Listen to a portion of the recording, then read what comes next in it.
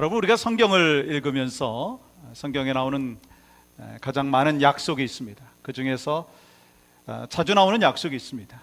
어떤 약속인가요? 그것은 바로 축복이라고 하는 약속이에요.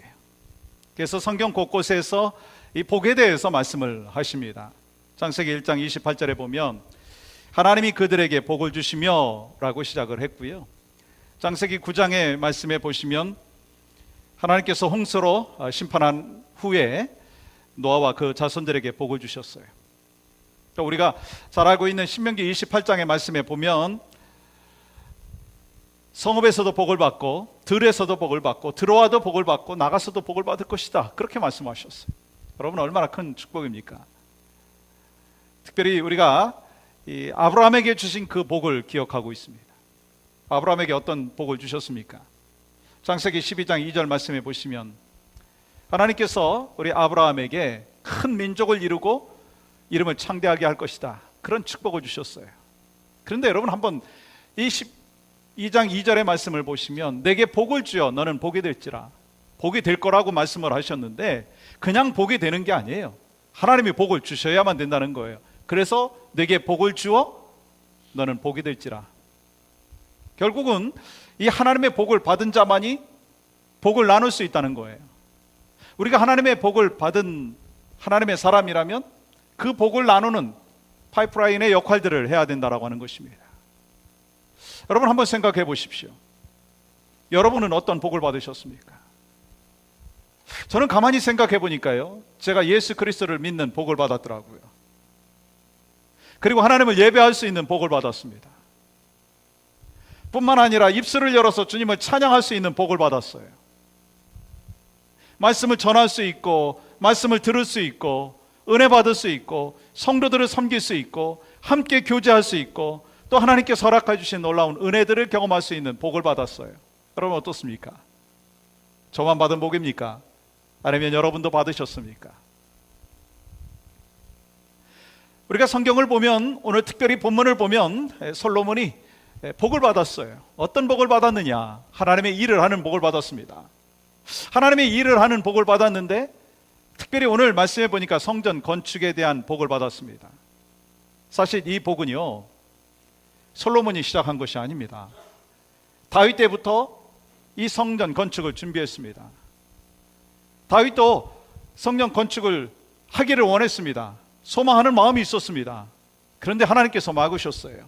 그에 대해서 이 다윗은 순종을 하고, 그리고 너의 아들 솔로몬이 건축할 것이다 라고 하는 그 음성에 대하여 자기가 건축하는 것을 포기했습니다. 그러면서 그의 아들 솔로몬이 건축할 수 있는 그 길을 열어주고 준비하는 그 힘을 썼던 것을 우리가 알 수 있습니다. 그러니까 성전 건축을 하게 된 모든 과정 속에서 실질적으로 다윗이 준비했지만 하나님께서는요, 솔로몬을 통해서 성전 건축을 받으시는 것을 볼 수가 있습니다. 마찬가지예요. 우리 교회도요, 하나님께서 20여 년 전부터요, 교회 이전과 또 건축에 대한 꿈을 주셨었습니다. 3년 전에도 그것을 우리가 이뤄가기를 소망하는 마음이 있었습니다. 근데 하나님께서 막으시는 거예요. 그러면서 우리에게 이제 그 꿈과 비전을 이룰 수 있는 기회를 허락하여 주셨다라고 하는 것입니다. 여러분, 우리가 교회를 리마델링하고 건축하는 것, 이것이 축복인가요? 부담인가요? 몇몇 분만 축복이라고 얘기하고 많은 부담을 갖고 계신 것 같아요. 사실 어떤 면에서 부담이죠. 그렇지 않겠습니까?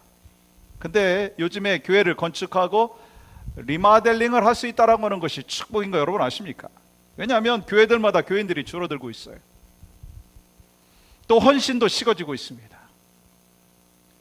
주일학교 없는 교회들이 얼마나 많은 줄 아십니까? 근데 하나님께서 우리 교회를 떠올랐게 축복으로 인도하여 주셔서 성경 공부하려고 하는데 그런 열정은 있는데 장소가 없는 거예요. 아니, 장소는 있는데 에어컨디션이 안 나오는 거예요. 뭐 100도가 되었는데도 막 선풍기 돌아가면서 성경 공부하려면 얼마나 짜증납니까? 이 시대는 그렇지 않은데 주일학교 아이들이요, 성경 공부하려면 클래스룸이 없어요. 제 방에 와서 공부하는 거 아십니까? 지금도 제 방에 애들 공부하고 있어요. 끝나고 나면 막 매섭이 돼 있어요. 그래도 감사해요. 그렇게 아이들이 공부할 수 있는 장소가 있고 비좁지만 그렇게 사용할 수 있는 공간이 있기 때문에. 근데 그것이 계속해서 그래야 되겠습니까? 그렇지 않지 않습니까? 우리의 집안은 럭셔리한데 교회에 오면 마치 선교지 온 것 같은 느낌을 가지면 그거 되겠습니까? 그러지 말아야 된다는 것입니다. 우리가 성경 공부 클래스룸도 부족하고 교제할 수 있는 장소도 부족하고 모든 세대가 사용할 수 있는 시설이 부족한 거, 이거예요. 어떻게 보면 축복입니다. 그런데 그것만 축복이다라고 생각하면서 멈춰서 되겠습니까? 우린 더 많은 영혼들을 우리에게 맡겨주실 것이고 또 영혼들을 구원하는 일에 쓰임을 받아야 된다라고 하는 것입니다. 그리고 거기서 멈추는 것이 아니라 세상을 변화시키는 축복의 통로가 되어야 된다라고 하는 것입니다. 그러므로 여러분과 제가 우리 교회 건축에 참여할 수 있는 것은 축복이라고 하는 것을 기억하시기를 바랍니다. 여러분, 구약 시대에 성전의 역사를 보면 출애굽 당시에는요, 하나님께서 천막으로 성막을 짓게 하셨어요. 그 성막은요, 하나님의 임재의 상징이었습니다. 그곳에서 하나님을 만나는 것이었습니다. 그리고 이스라엘 백성들이 하나님 앞에 제사를 드리는 집이 바로 성막이었습니다. 그러나 성막은요, 이동할 때 접었다 폈다 해야 됐었습니다. 움직이는 것이었습니다. 그런데 하나님께서 이스라엘 백성들을 가나안 땅으로 인도하시고 정착하면서부터 한 장소의 건물로서의 성전의 건축이 이루어진 것입니다. 그러나 여러분, 신약시대를 살고 있는 여러분과 저는요, 성전은 건물이 아닙니다. 성전은 건물이 아니에요. 고린도전서 3장 16절 말씀 같이 한 목소리로 읽어봤으면 좋겠어요. 시작. 너희는 너희가 하나님의 성전인 것과 하나님의 성령이 너희 안에 계시는 것을 알지 못하느냐. 예수 그리스도를 구주로 영접할 때 성령께서 나 안에 들어오심으로 내가 하나님의 성전이 되었다라고 하는 것입니다. 그러면 교회는 뭔가요? 교회는 뭡니까? 우리가 교회에 와서 예배 드리고 있는데 교회는 뭐냐라고 하는 것입니다. 이것은요, 건물로서의 모습입니다. 그러나 예수 그리스도를 영접하고 구원받은 사람들의 무리가 바로 교회인 거예요. 그리고 예수 그리스도를 영접한 무리들이 함께 예배하고 함께 교육을 하고 구제하고 봉사하고 선교하고 전도하기 위한 장소가 바로 건물로서의 교회인 것입니다. 그러므로 우리가 건축하는 건물로서의 교회는요, 엄격히 말하면 성전과는 다릅니다. 그러나 같은 마음이 필요해요. 왜냐하면 교회는요, 하나님께 예배하고 구원받은 무리가 신앙생활할 수 있고 잃어버린 영혼을 구원하는 그 축복의 통로의 역할들을 감당하는 것이고, 이곳에서 다음 세대를 훈련시키고 이곳에서 기존 세대들이 훈련을 받고 그리고 세상으로 나아가야 되는데 중요한 툴이기 때문에 우리가 교회 건축에 대하여서도 성전 건축과 동일한 마음이 있어야 된다는 것입니다. 그러므로 모든 세대를 향한 이 축복의 기회인 건축을 앞두고 어떤 마음이 있어야 되느냐는 거예요. 여러분과 제가 어떤 마음으로 이 건축을 임해야 되느냐라고 하는 것입니다. 첫 번째는요, 하나님의 영광이 우선입니다. 하나님의 영광이 우선이에요. 우리가 교회 다니면서 발견하는 것은 교회가 참 다양하다는 거예요. 보니까 우리가 이민자로 살고 있잖아요. 이민교회가 있어요. 이민교회도요, 뭐 히스패닉 처치도 있고 비에나미스 처치도 있고 다양합니다. 흑인들이 중점적으로 모이는 교회도 있고요, 백인들이 또 중점적으로 모이는 교회도 있고 멀티 에트닉 처치도 있고 참 다양합니다. 교회들도 다양하더라고요. 여러분, 지금 3부 예배 드리고 있지만 1부 제너레이션과 2부 제너레이션과 3부 제너레이션이 다 달라요. 백그라운드가 달라요. 생각하는 것도 달라요. 그리고 또한 여러 가지 모양에서 다른 부분이 있습니다. 그런데 중요한 것이 있습니다. 교회는 각기 다르고 교인들의 스타일도 다르지만 하나의 공통된 부분이 있더라고요. 그게 바로 뭡니까? 모두가 하나님 앞에 영광을 올려드리기를 원한다는 것입니다. 모두가 어떻게 하면 하나님의 기쁨이 되기를 원하느냐라고 하는 것을 고민한다라고 하는 것입니다. 그래서 저는요, 목사로서 우리 교회가 어떤 교회가 되어야 되는지 거기에 대해서 많이 묵상을 합니다. 그리고 기도합니다. 어떻게 기도합니까? 하나님, 우리 교회 성도들이 하나님 앞에 영광이 되는 삶을 살기를 원합니다. 하나님, 우리 교회가 하나님 앞에 기쁨이 되는 교회가 되기를 원합니다. 특별히 이 교회 건축을 앞두고 저는 그러한 기도를 합니다. 하나님, 이 교회 건축을 통하여서 하나님의 영광이 드러나기를 간절히 소망합니다. 이게 가장 중요하다라고 하는 것입니다. 다시 말하면 하나님을 위한 성도, 하나님을 위한 교회, 하나님을 위한 건축이 되어야 된다는 거예요. 열왕기상 5장 5절 말씀에 보시면 이렇게 기록합니다. 내 이름을 위하여 성전을 건축하리라. 솔로몬이 성전을 건축하기 전에 중요한 말씀을 하고 있습니다. 내 이름을 위하여 건축해야 된다라고 하는 것을 먼저 하나님이 말씀하시는 거예요. 오늘 본문 1절에도 동일하게 말씀하고 있습니다. 1절 말씀 보십시오. 뭐라고 기록하고 있습니까? 솔로몬이 여호와의 이름을 위하여, 솔로몬이 여호와의 이름을 위하여, 솔로몬이 성전 건축하기 시작하면서 먼저 말씀하신 것은요, 하나님의 영광을 위해야 된다라고 하는 것입니다. 평양 장대현 교회에 설립에 있어서 큰 공헌을 하신 한 장로님이 계신데 최치량 장로님이세요. 최치량 장로님에 대한 일화가 있습니다. 그분이 주일날 교회 나가서 예배를 드리는데 비가 오는 거예요. 비가 오는데 예배실에 물이 새는 거예요. 그것을 보면서 이 최 장로님이 마음이 너무너무 아픈 거예요. 그래서 집에 돌아갔고 다음날 아침 먼데이잖아요. 먼데이에 지붕 위에 올라갔습니다. 그리고 자신의 지붕 위에 있는 기와를 막 하나씩 벗겨내는 거예요. 가족들이 그 모습을 보면서 아니 지금 뭐 하시는 겁니까? 왜 멀쩡한 기와를 걷어내는 것입니까? 그랬더니 이 장로님 뭐라고 말씀하시느냐면 우리 집은 비가 좀 새도 괜찮은데 어떻게 하나님의 집에 비가 새면 되겠느냐라고 하는 것이었습니다. 그러면서 그 기와를 갖다가 교회에 지붕을 덮었습니다. 여러분, 그 장로님의 그 모습을 보면서 우리는 무엇을 생각할 수 있습니까? 그 최 장로님은요, 자기 집보다 하나님의 집에 대한 우선순위를 두고 그것을 통하여서 하나님을 섬겼습니다. 여러분 아시죠? 이민교회 가운데 비가 오면 물이 새는 교회가 있답니다. 혹시 아시나요? 그 교회 이름을? 오레지 카운티 영락교회가요, 비가 오면 물이 새요. 여러분 그 사실을 안다면 여러분의 마음이 어떻습니까?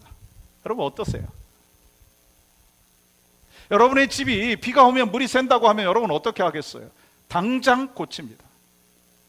론을 해서라도 고칠 거예요. 그렇지 않겠습니까?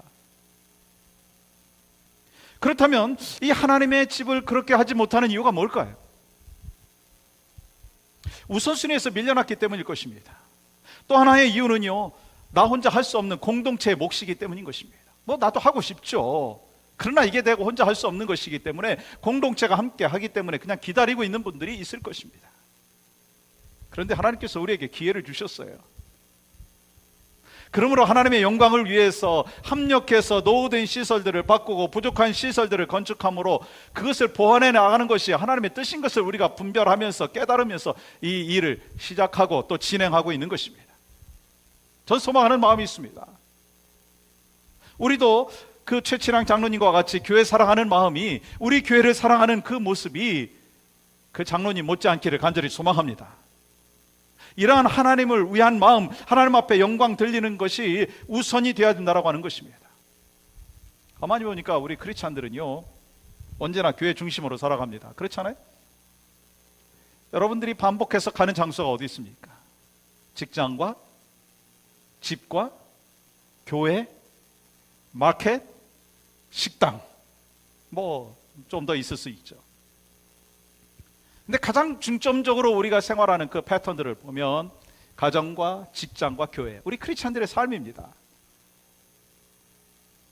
그런데 우리가 잘 알고 있습니다.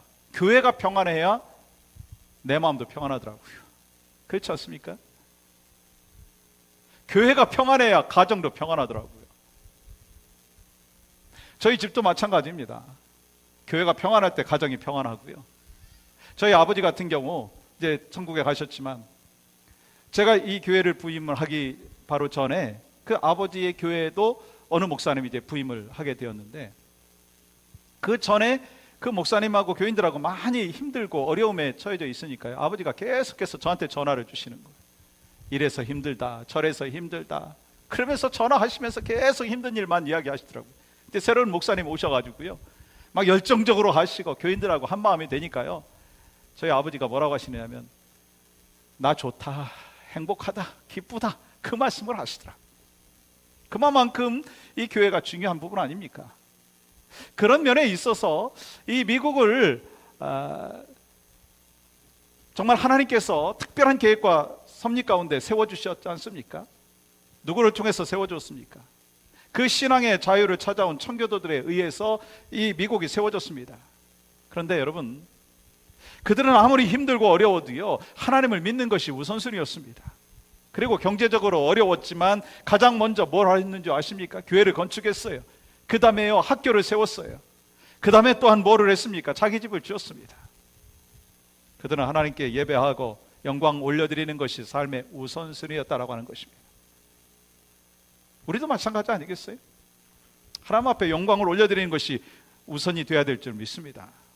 그래서 여러분, 교회는요, 구원의 방주의 역할을 하고 잃어버린 영혼들을 구원을 하고 또한 지치고 낙심되어 있는 영혼들에게 소망을 주는 축복의 통로가 되어야 된다는 거예요. 그 통로의 역할을 할 때 시설이 필요합니까? 안 필요합니까? 필요하더라고요. 그래서 그러한 부분들을 우리가 같이 하자라고 하는 거예요. 함께 참여함으로 인하여서 하나님 앞에 영광을 올려드리고, 이것을 통해서 하나님께서 우리를 향한 뜻과 섭리를 발견할 뿐만 아니라 이를 통해서 우리 넥스트 제너레이션들에게 축복의 통로가 되기를 간절히 소망하는 마음이 있습니다. 그래서 이 건축을 우리가 함께 하고 동참하는 가운데 무엇이 우선이라고요? 하나님 앞에 영광이 우선이 되어야 될 줄 믿습니다. 두 번째로는요, 하나됨이 우선이라는 거예요. 한번 따라해 보시겠어요? 하나됨이 우선입니다. 하나님의 일을 할 때 가장 중요한 게 뭐냐면 함께 하는 거예요. 투게더, 함께 하는 거예요. 솔로몬은 성전 건축을 혼자 힘으로 하지 않았습니다. 함께 했더라고요. 2절 말씀해 보시면 13만 3,600명이 함께 성전의 건축을 하는 것에 동참하게 되는 것을 보게 됩니다. 또한 3절의 말씀해 보시면 두로왕 후람에게 보내었다고 말씀하셨는데, 이 솔로몬은요, 두로왕 후람에게 도움을 요청합니다. 그는 누구냐면 이방인이었어요. 근데 보니까 성전을 건축하는데 이스라엘 백성들만 한 것이 아니라 이방인들도 함께 참여할 수 있도록 설득을 했고 하나됨으로 사명을 감당했어요. 중요한 건 뭐냐면 본당 리마델링하고 교육관을 건축하고 하는 그 모든 과정 속에서 건축의 시작부터 마무리까지 중요한 것이 뭐냐면 한 마음이 되는 거예요. 누가 시키면 하겠다라고 하는 수동적인 마음, 누군가 하겠지 하는 소극적인 마음, 누가 잘하는지 보겠다고 뒷짐지면서 비판적인 마음을 하게 된다면 하나님의 일을 할 수 없습니다. 하나님의 영광이 드러나지 않는 것입니다. 그러므로 하나님의 일을 할 때 중요한 것은요, 한 마음이에요. 한 마음.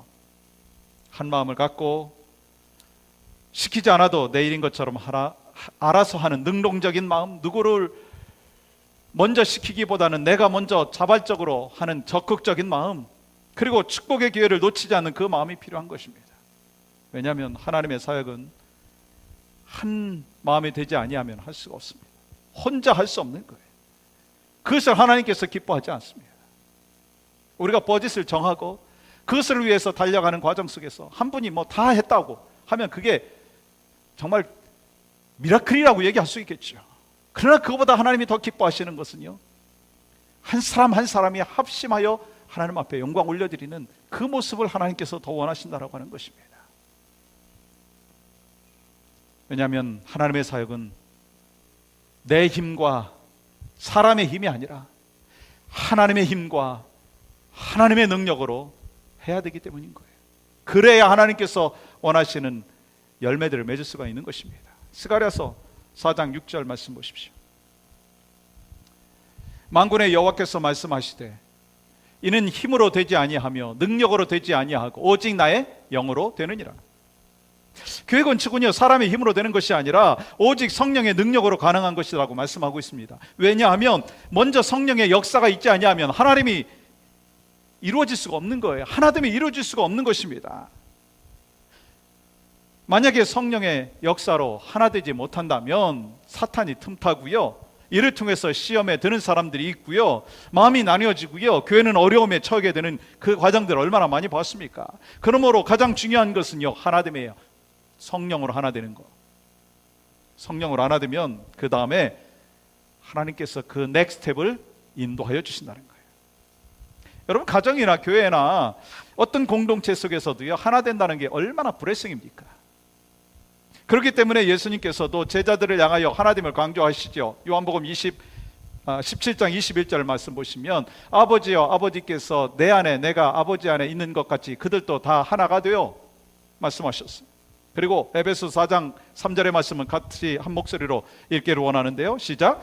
평안에 매는 줄로 성령이 하나 되게 하신 것을 힘써 지키라. 아니, 하나 되라고 말씀하시더니 이제 하나 된 것을 힘써 지키라고 말씀하시는 거예요. 무슨 말입니까? 이미 우리 그리스도 안에 있는 자들은 하나가 되었다는 거예요. 하나님과 하나가 되었고, 성도 안에 예수 그리스도의 보혈의 피로 인하여 하나가 되었어요. 그래서 가족이 된 거예요. 그래서 가족이 늘어나면 좋습니까? 안 좋습니까? 좋잖아요. 그래서 새 가족이 오면 웰컴이고 환영하는 거예요.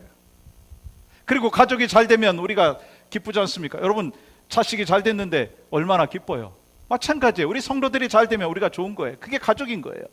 근데 그것을 지켜야 된다는 거예요. 하나 되었다라고 하는 가족의 개념에서 더 지켜야 된다는 거예요. 어떻게 지킬 수 있느냐는 거예요.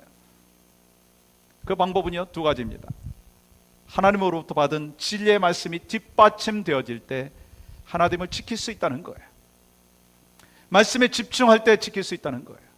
여러분의 가정 가운데, 또한 여러분의 자녀와 부모와의 관계 속에서, 교회 안에서 하나됨을 지키기 위해서 필요한 것이 있다면 그것은 말씀에 집중하는 것입니다. 왜냐하면 말씀에 집중하지 않다가 보면 본질보다 비본질에 더 앞서가기 때문이에요. 비본질에 앞서가다가 보면은요, 다툼이 있습니다. 분쟁이 있습니다. 여러분, 이민교회 또한 각 모든 교회들을 보면은요, 말씀 앞에 바로 서지 아니하면 다툼이 있어요. 쪼개집니다. 분열이 있습니다. 교회 가도 행복이 없습니다. 그러나 하나님의 말씀, 진리의 말씀 안에 바로 섰을 때 교회는 하나됨을 지킬 수 있고, 그 말씀 안에서 놀라운 은혜를 경험하게 되는 줄 믿습니다. 또한 여러분, 중요한 것은요, 하나됨을 지키기 위해서 기도에 집중해야 된다는 거. 한번 따라해 보시겠어요? 기도에 집중해야 합니다. 그래서 교회 건축은요, 뭐 재정이 채워지는 것이 먼저가 아닙니다. 기도로 시작해서 기도로 마치는 것이 중요합니다. 아무리 작은 건축이라 한다 할지라도 이 교회 건축이라고 하는 것은요, 기도의 분량대로 하나님께서 채워주신다는 것을 분명히 알아야 된다는 거예요. 여러분, 솔로몬이 왕이 되자 기도에 먼저 앞섰어요. 하나님 앞에 제사 드리는데, 예배하는데 앞장섰습니다. 그래서 어떻게 하나님께서 역사해 주셔서 내가 지혜롭게 백성들을 다스릴 것인가, 또 성전을 어떻게 건축할 것인가, 또 어떻게 백성들을 다스릴 것인가, 그 지혜를 위해서 하루에 3번씩 기도했어요. 3년 동안 1000번의 제사를 드렸던 것을 우리는 기억하고 있습니다.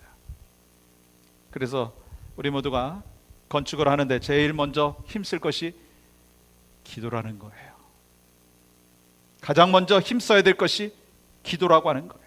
왜냐하면 기도를 소홀히 하면은요, 그 어떤 사역도 승리할 수 없다라고 하는 것입니다. 교회 건축은요, 기도 없이는 제대로 이루어질 수가 없습니다.